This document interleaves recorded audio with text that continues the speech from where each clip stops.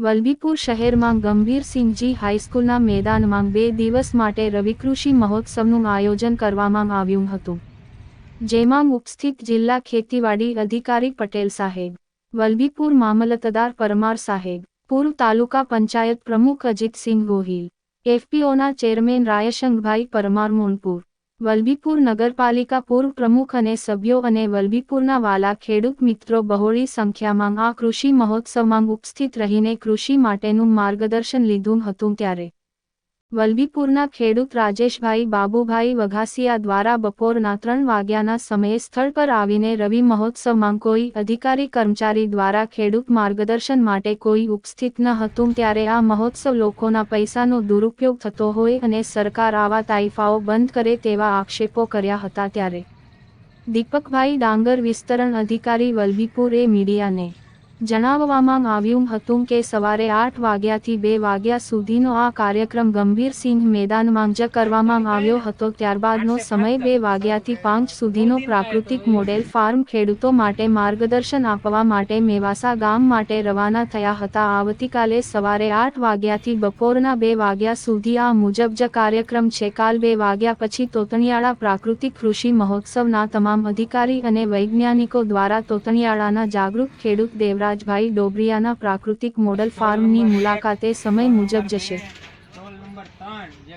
ગુજરાત જૂનાગઢ કૃષિ યુનિવર્સિટી જે બોર્ડ માર્યા છે પણ અહીંયા કોઈ છે નહીં, તો સવારના 8 થી 5 નો ટાઈમ, તો આ કઈ રીતનો ટાઈમ કે જે અહીં બધું કાગડા ઉડી રહ્યા હોય, કાંઈ ખાલી પ્રદર્શન ખુરશીનું અને ટેબલોનું છે અને પાર્ટીશનનું છે એવું અત્યારે દેખાઈ રહ્યું છે।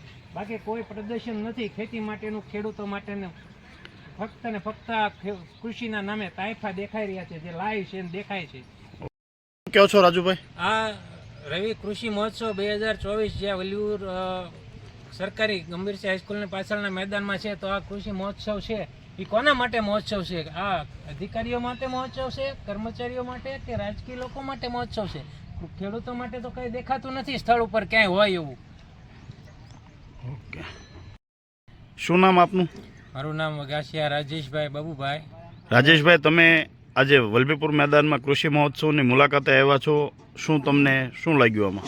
હું આજે વલભીપુર ના ગંભીરસિંહ હાઈસ્કૂલના મેદાનમાં, સરકારી મેદાનમાં જે રવિ કૃષિ મહોત્સવ 2024 જે 6 તારીખ અને 7 તારીખ 2 દિવસ માટે યોજાયેલ છે, તો હું આજે 3 વાગે મારા ખેતી કામ હતું છતાં પણ પડતું મૂકી કે ભાઈ ના આજે પહેલો દિવસ છે તો રવિ કૃષિ મહોત્સવનું મુલાકાત લઈએ, તો હું 3 વાગે જમીને અહીંયા પહોંચ્યો। તો અહીંયા આવતા એક પણ માણસ હાજર ન, કોઈ માણસ નથી, કોઈ અધિકારીઓ નથી।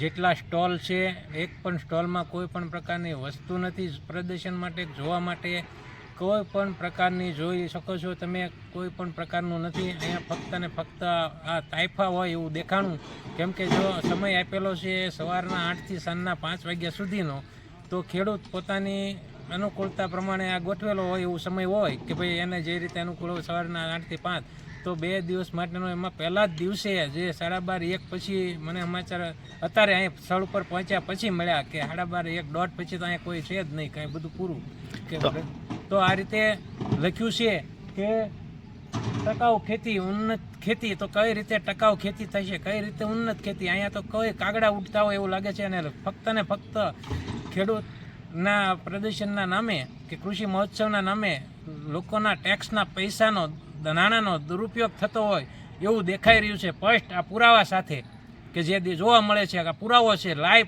પુરાવો હું જોઈ રહ્યો છું કે આ નાણાંનો દુરુપયોગ થઈ રહ્યો છે, નાણાંનો વેડફાટ થઈ રહ્યો છે, કે જેનો 8 થી 5ના સમયમાં કોઈ પણ વસ્તુ, એક પણ સ્ટોલ પર કોઈ માણસ નથી, કોઈ પ્રદર્શન માટેની વસ્તુ નથી, કોઈ જાણકારી નથી, કાંઈ નથી। આ રીતનું આ વલભીપુરનો રવિ કૃષિ મહોત્સવ છે। તમારી શું માંગ છે? કે ભાઈ આ રીતે નહીં પણ હકીકત હોય એવું કાંઈક કરો। આવું કાંઈ તાઇફા મને દેખાઈ રહ્યા છે, તો આ તાઇફાની જરૂર નથી લોકોને કે ખેડૂતોને હકીકત જે જરૂર છે એ કાર્યવાહી કરો અને એ કામગીરી કરો। ખેતી દીપકભાઈ, વલભીપુરમાં 2 દિવસનું રવિ કૃષિ મહોત્સવનું આયોજન કરવામાં આવ્યું છે, તે આયોજનમાં 3 વાગ્યા પછીના જે ખેડૂતો આવ્યા છે એવો આક્ષેપ કરી રહ્યા છે કે અહીંયા ખુરશી અને કાગડા ઉડે છે, શું કહેશો એ? એ બાબતે જણાવવાનું કે આપણો જે રવિ કૃષિ મહોત્સવનો કાર્યક્રમ છે તે 2 દિવસીય છે. એમાં સવારે 8 થી 12 વાગ્યા સુધીનો જે આપણે સૂચિત વૈજ્ઞાનિકો દ્વારા જે માર્ગદર્શન આપવામાં આવે, પદાધિકારીઓ દ્વારા જે માર્ગદર્શન આપવામાં આવે, ખેડૂતો દ્વારા જે માર્ગદર્શન આપવામાં આવે, તે સિવાય જે આપણા ખેડૂતો જે લાભાર્થીઓ છે એને જે અલગ અલગ વસ્તુનું જે આપણે સહાય આપેલ હોય એના પેમેન્ટ ઓર્ડર છે કે કોઈ પણ સાધન ખરીદે છે એમની પૂર્વ મંજૂરીઓ છે, એ આખો કાર્યક્રમ 12:30 સુધીનો હતો. ત્યારબાદ 12:30 પછી સ્ટોલ પ્રદર્શન અને ભોજન એ 1:30 વાગ્યાથી 2 વાગ્યા સુધીનો ટાઈમ હતો. ત્યારબાદ 2 વાગ્યા પછીનો ટાઈમ છે જે તે આપણે પ્રાકૃતિક મોડલ ફાર્મની મુલાકાત રાખવામાં આવેલ છે. એટલે ત્યાં ખેડૂતોને જે પ્રાકૃતિક ખેતી કરતા ખેડૂતો અથવા કરવા માગે છે તે ખેડૂતોને આપણે પ્રાકૃતિક ફાર્મની મુલાકાત કરાવવા માટે લઈ જવાના છે. સ્થાનિક ખેડૂતો 3 વાગ્યા પછી આવે તો એના માટેની શું વ્યવસ્થા તમે કરવામાં આવી હતી? એનું માર્ગદર્શન કોણ આપે એને? આપણે કાર્યક્રમ 2 વાગ્યા સુધીનો હતો, તો 2 વાગ્યા પછીનો જે બપોર પછીનો કાર્યક્રમ છે આપના બેનરમાં સવારના 8:30 થી 8 થી લઈને 5 સુધીનો સમય છે. એમાં 5 વાગ્યા સુધીનો સમય છે, બરોબર છે. એ સમય જે 2 વાગ્યા પછીનો જે કાર્યક્રમ છે તે આપણે પ્રાકૃતિક ફાર્મની મુલાકાત લેવા માટેનો છે, બરોબર. 3 વાગ્યા પછી ખેડૂત આવે તો શું એને માર્ગદર્શન મળે કે નહીં મળે?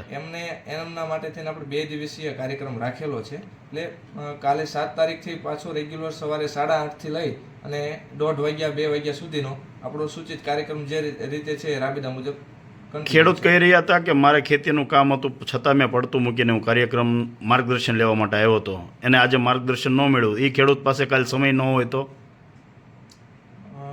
અહીંયા અમારી ઓફિસેથી જુદી જુદી રીતે જે પણ ખેડૂતો આવે એમને પૂરેપૂરું માર્ગદર્શન આપવામાં આવે જ છે લોકલ લેવલે.